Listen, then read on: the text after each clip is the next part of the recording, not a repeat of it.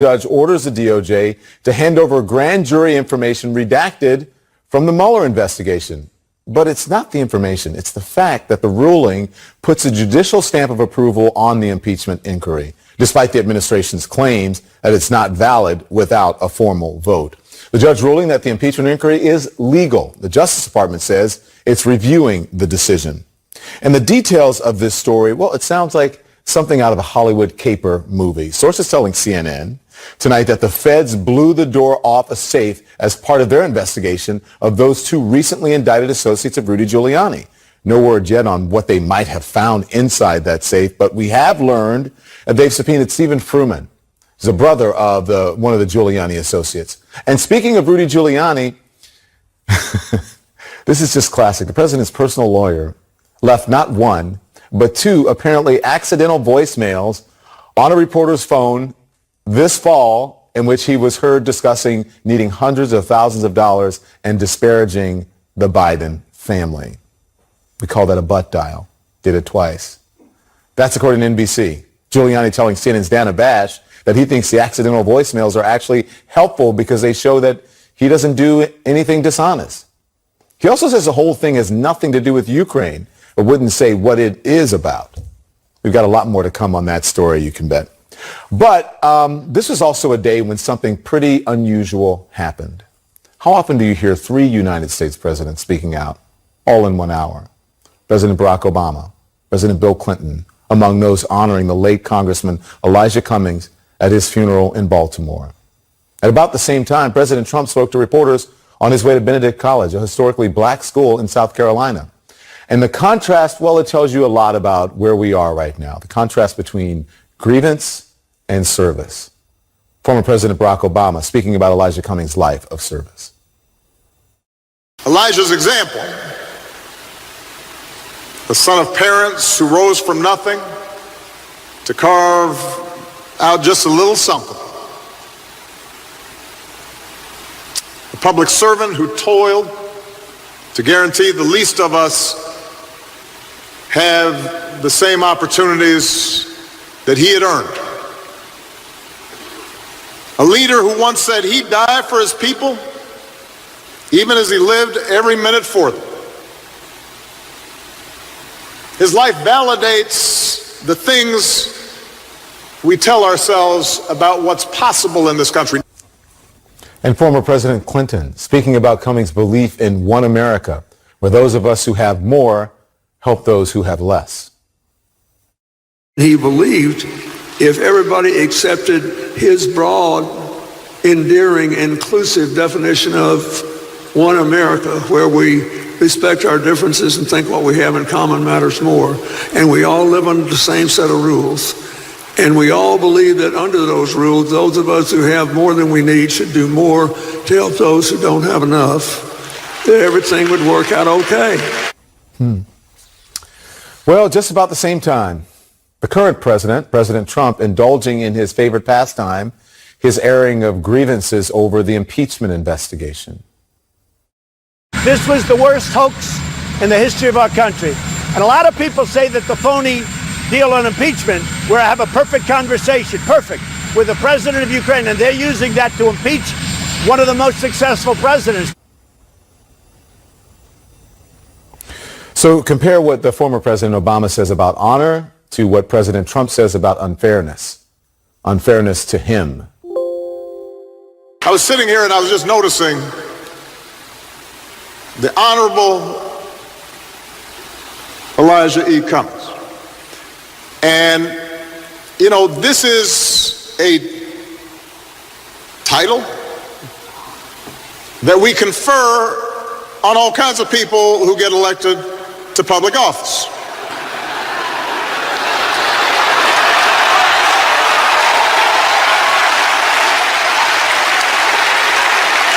We're supposed to introduce them as honorable.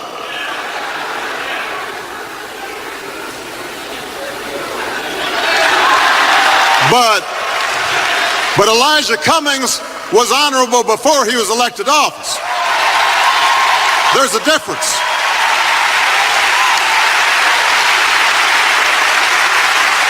There's a difference if you were honorable and treated others honorably outside the limelight. Let me tell you something. The level of unfairness for a perfect conversation with the president of Ukraine. This was a perfect conversation. And frankly, had they known what the conversation was, they wouldn't have even wasted everybody's time. For a brief moment, the eloquence was nice, the complete sentences. And then in a split second, back to it's a witch hunt. Let's remember, we all know what that conversation was. We know because the White House released a rough transcript, including this president asking for a favor from the president of Ukraine and leaning on him to investigate the Bidens and 2016 election interference. But the president makes it very clear. He thinks it's all about him. I don't have teams. Everyone's talking about teams. I'm the team. I did nothing wrong. That as former presidents were talking about unity and service at Congressman Cummings' funeral. And the fact is, it would have been really awkward for President Trump to be there. The White House wouldn't comment when asked if he would attend the service. But you remember what happened over the summer when he called Cummings' hometown of Baltimore a disgusting rat and rodent-infested mess? The president did take time, however, during his speech in South Carolina to offer condolences to the congressman, his family, and his friends. I want to extend my warmest condolences to the family and many friends of Elijah Cummings who are celebrating his life today in Baltimore. Not long ago, I met with Elijah in the Oval Office, and I saw the passion he had with me for lowering prescription drug prices. He had a very strong passion for that. A nice moment indeed. But as you can probably figure out, it didn't take long for this president to get back to his favorite topic, himself and his grievances, in the middle of his speech at a criminal justice event. We'll never let up on our efforts to ensure that our justice system is fair for every single American. And I have my own experience. You know that. You see what's going on with the witch hunt. It's a terrible thing that's going on in our country. No crimes there. It's an investigation in search of a crime. It's been going on for longer than I'm in office. There is the proof right there. Like I said, the airing of grievances, the president comparing the experience of African Americans facing unfair treatment in the criminal justice system, really people of color facing unjust treatment in the criminal justice system, to his experience of an inquiry of impeachment. Bringing up impeachment in the middle of an event about a rare bipartisan accomplishment, to be frank. That, as two former presidents spoke about kindness, compassion, and about Elijah Cummings' view of America as it should be. He actually made, in one of the most partisan periods in our country's history, a lot of Republican friends. Why did he do that? How did he do that?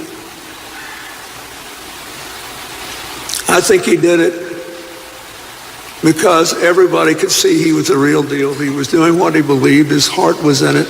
And I think he did it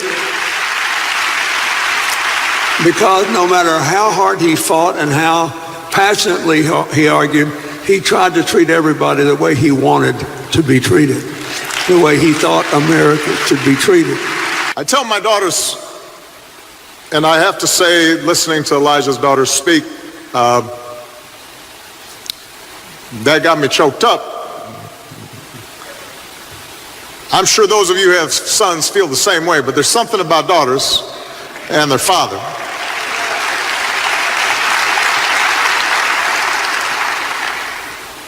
And I was thinking I'd want my daughters to know how much I love them, but I'd also want them to know that being a strong man includes being kind.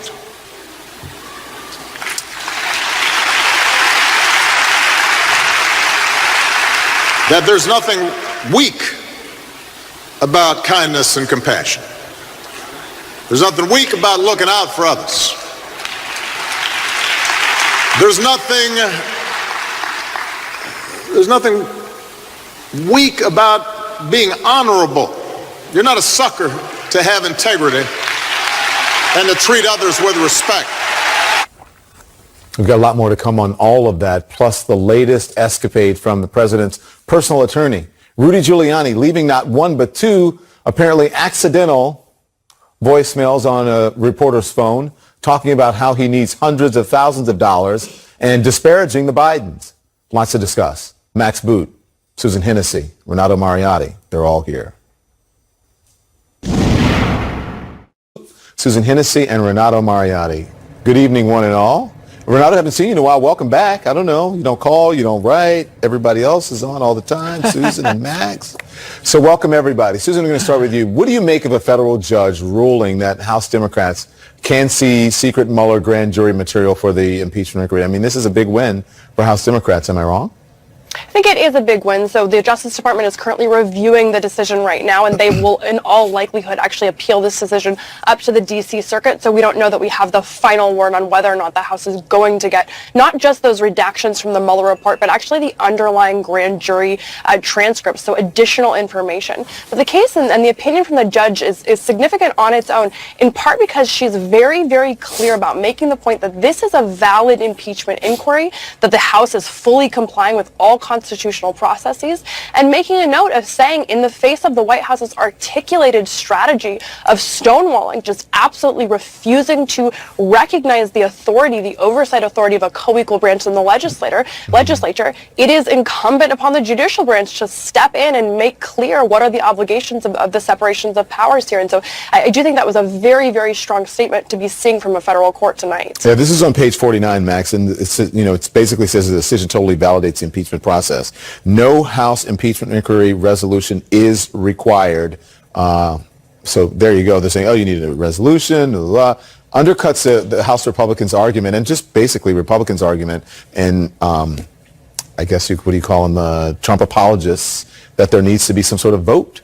Right. I mean, it's a small victory for the anti-Trump side. It's not a huge deal one way or the other, I would say, because all these process arguments that the Republicans are making have a short shelf life anyway, right? Because they're saying this is all behind closed doors, you need a vote. Well, guess what? In a few weeks' time, you're going to have public hearings, and there will be a vote, so help yourself, guys. There are also 47 Republicans who exactly. I mean, the process arguments are so lame, so disingenuous, that they're not going to be refuted by a court ruling. Does it work for the public, you think?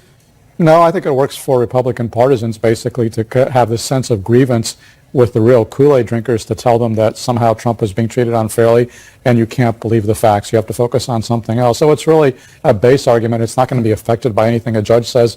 It's really impervious to reality. Renato, the 75-page ruling points out how Mueller made clear Congress is the body with their ability to impeach, to keep going where Mueller left off.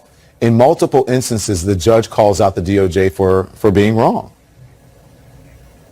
Yeah, it's a remarkable opinion in how clear she is about, how clear the judge is about really how unlawful the actions of the Justice Department and the Trump administration have been. And it makes really crystal clear what I think a lot of us have known all along, which is that the position that's been staked out by the Trump administration really isn't a legal position as much, in my view, as a stall tactic. I mean, there's no legal basis for just refusing to comply with the impeachment inquiry. And as Susan pointed out a minute ago, it's starting to really, come back to haunt them. The time is up, so to speak. They're running out of time. Now, look, as Susan said, they're going to appeal this for a while. There's going to still be a delay. But they have to know that if they continue to stall, they're going to continue to have losses in the courts. And they're going to make it easier for the judge to do what she did here, which is to say there's absolutely no merit to this at all. Listen, I've been watching, and not just on this network, but other folks on other networks, watching them quote you, Renato, talking about the transcript, the tactics from the Congress folks, the administration as well. Basically, you say there is no question that what he did was a quid pro quo.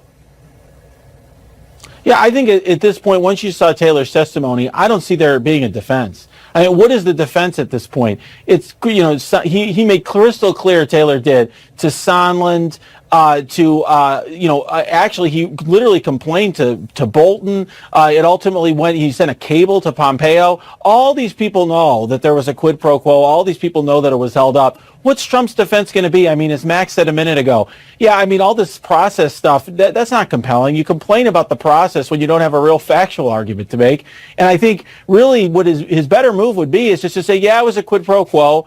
And, maybe whether is it appropriate or not, he shouldn't be removed from office. I think that's the best place they can go, basically beg for mercy at this point. Do you think he would ever admit that, Max? I mean, come on, because the reports are that he's fuming that they've been able to stop these witnesses from going in. I just want to read this. This is from, he brought back the criminal defense attorneys Jane and Marty Raskin, right? And let me read that. Their return is a late acknowledgement.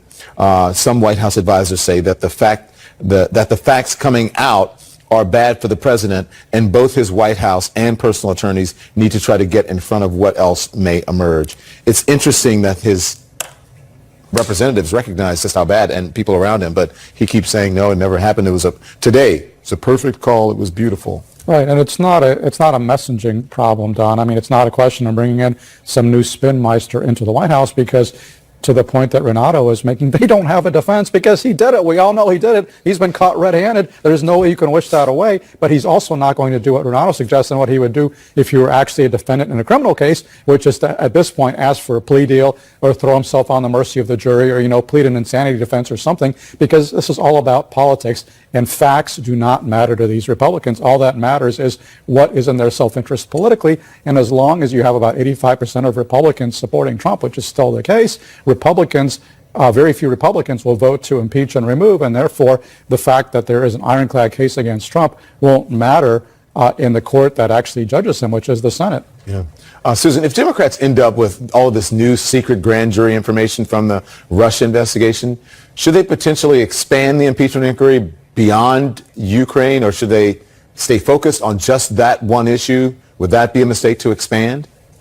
Yeah, so I'm a proponent for picking sort of a middle ground. I do think it would be a strategic error to just kind of throw everything in the kitchen sink in and try and impeach President Trump for every single grievance, and really using the impeachment process as sort of a way to express policy disagreements. I think that would be a really bad path to go down. On the other hand, sort of Pelosi's argument that they should just stick to the Ukraine scandal, I think has some risks as well, and that's that the president has also engaged in plainly impeachable conduct, plainly abusive office. And so if the House of Representatives actually doesn't impeach him for that conduct, and doesn't include those articles in these proceedings, it actually risks sending a message to future presidents that this is not impeachable conduct, that this is somehow actually tolerable of a president. And considering sort of the nature of the abuse of office and the way that the abuses of offices are linked to one another, right? Donald Trump picked up the phone to make this phone call to the Ukrainian president the day after Robert Mueller testified. Just today, we see President Trump going on television and talking about Rudy Giuliani being a very good person. Rudy Giuliani, who's someone who's potentially in a position to have incriminating information about him. This is information that Mueller already found in his report related to how the president treated people like Michael Flynn and Paul Manafort. And so if the House really doesn't take a step back and say, where do we want to draw the lines about unacceptable presidential conduct, I think they risk allowing the boundaries of the office to erode in the future. Well, speaking of Rudy Giuliani, thank you all. I appreciate it. Rudy Giuliani actually accidentally called a reporter, leaving 2 voicemails that he didn't mean for the world to hear, but you're going to hear some of them next. Phone talking about needing money and slamming the Bidens. That's according to NBC News. So let's discuss now with Matthew Rosenberg and also Harry Littman. Gents, good evening to you. It is officially called, that's what we call butt dialing, right? So, Harry. A legal term. Let's talk about this. We're calling it an accidental phone call, but listen, that's everyone in real life. We know what they call it, right? When you accidentally call someone, they say, did you butt dial me? Yeah, sorry, whatever. So Giuliani made this to an NBC reporter. He left voicemails, and he's heard talking about the Bidens in Ukraine with an unidentified person. Listen to this. They don't investigate. Okay. So we got to force them to do it. And the Ukraine, they were investigating him, and they blocked it twice. So what the president was, you can't keep doing this. You have to investigate this. And they say, well, affect 2020 election. No. Giuliani also makes more of the political attack that he has made against the Bidens. It's kind of, Harry, it's all strange, isn't it? Don't you think? Yeah, it's really strange. I mean, it's comic, but it's also grotesque. He's also got this kind of croaking tone, like a two-bit hood. I mean, it's of a piece with where he's been for the last year, saying anything, doing anything, but also being neck deep in the Ukraine escapades, as you put it. Pointed, though. I mean, this is just more the second call of trying to gather dirt on the Bidens, which is really his, overwhelming goal there. And we do hear him say, if they won't do it, we're going to have to force them, from a quid pro quo to an offer you can't refuse. Yeah. It's all comic, but it's also tawdry. And of course it all rubs off on the president, who has put him in charge of our foreign policy in the Ukraine. Very interesting. There was a two-track, according to the witness the other day, Taylor, that it was a two-track. He suddenly realized it was two tracks for foreign policy. One, the official, the other one was a Giuliani track, which he didn't understand. Yeah. So let's listen to the part where he talks about Bahrain, Matthew, and he also talks about needing money. Here it is.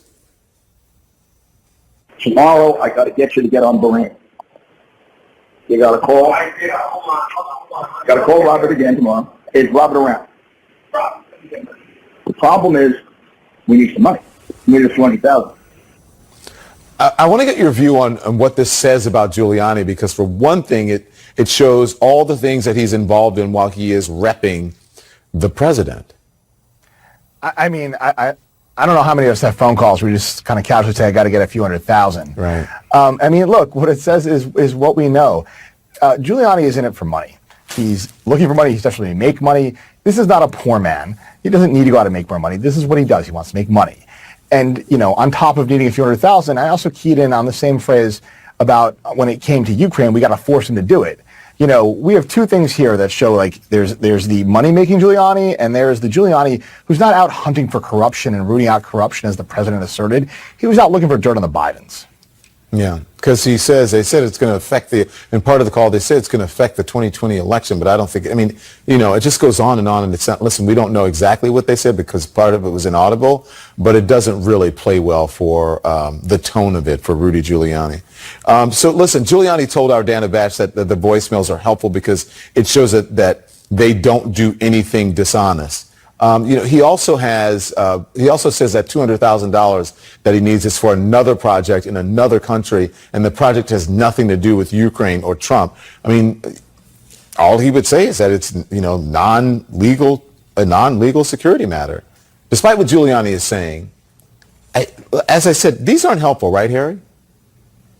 No, they're not helpful. This is a guy. Once America's mayor and the U.S. attorney for the very office that may be set to indict him. And now, besides being a comic figure, he has less than zero credibility. He'll say anything about anything with the law and the facts. So if this is a helpful phone call for him, wait till the bad evidence begins to roll in. And his whole association with these two guys, by the way, we could talk about this for 20 minutes. But in particular, Parnas, who's his buddy, he's a two-bit hood, a guy running around threatening people with guns, and obviously who doesn't have money himself, but is funneling it from, we were led to believe, a Russian national. There are serious violations afoot, both in an election law way and in a straight old fraud way. Harry, listen, I have some new reporting from the New York Times that I want to ask you about tonight.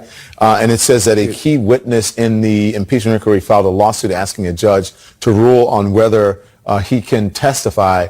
This has to do with Charles Kupperman.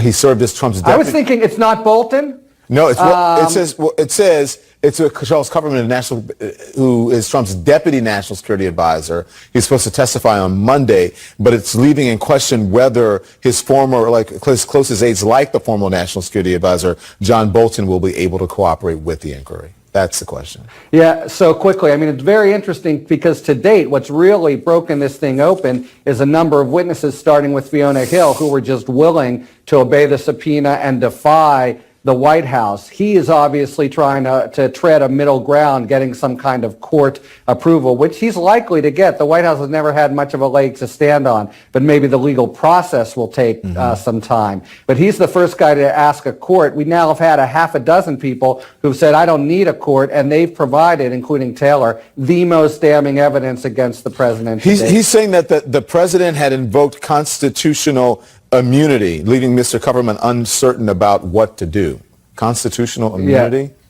So this is this old, totally bogus claim that is not only bogus in and of itself, but he's spread it very wide, saying, as to certain people, you can't even show up. This will never fly. It was started with McGahn, and I guess he's just looking for a fast track to get it shot down. Gotta run. Thank you, gentlemen. I appreciate it. Thanks, Harry, for helping me out with that breaking news. Appreciate it. Yeah. We'll be right back. Objected to us making so much money on the hotel, and therefore we may be willing to sell. Since when have the Trumps cared about public opinion about making so much money? Well, being willing to sell, you think about how much they may need to raise cash. So there are many of their operations that are losing money. The 2 golf courses in Scotland, the golf course in Ireland, the golf course in New York City, they're taking the name off of the ice skating rinks in New York City. The name is becoming toxic. Mm-hmm. So they may look at this situation and say, well, the value is only going to go down. So this is a good time to sell something that might be worth something. And it's a great property. It's right across the street from one of the grand old hotels in America, the Willard. I've got to tell you, you've seen Trump properties. This is actually one of the nicer ones. I was surprised. I was like, really for a Trump property, this is pretty tasteful. Oh, he tried to he was looking for the G7 to go to Doral. Yeah. They need money. Yeah. David, the huge question is, if this were to happen, who would buy it, right? Is who buys it? Well, who buys it's going to be a very big issue.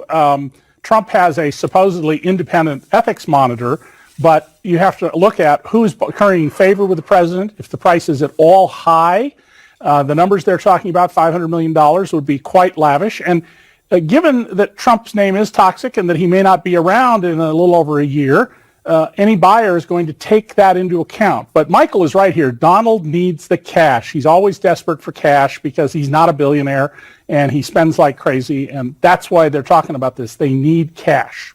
So it has nothing to do with, we're just the concerns about, No. Oh, my gosh. Don't laugh me off the television. Don, you can't trust what they're telling you about the hotel either. They claim that last year all the foreign visitors made them a profit of $192,000. That's roughly the revenue for one upgraded room for the year, one of the better rooms for the year. That's nonsense when we have foreign governments renting entire floors. Let me ask you just a quick question.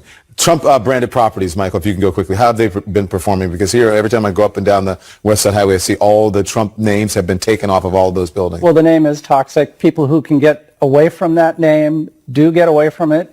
I think it might work in red states, but all the money is in blue states. So this is a problem. I actually know people who come to New York, they won't even walk on the same sidewalk as the Trump International Hotel and Tower. Exactly. They won't even go to the restaurant, which is a very famous restaurant in the building. It's no amazing. one wants to put it on their expense report. Yep. Wow. All right. Thanks, gentlemen. Have a good weekend. We'll be right back.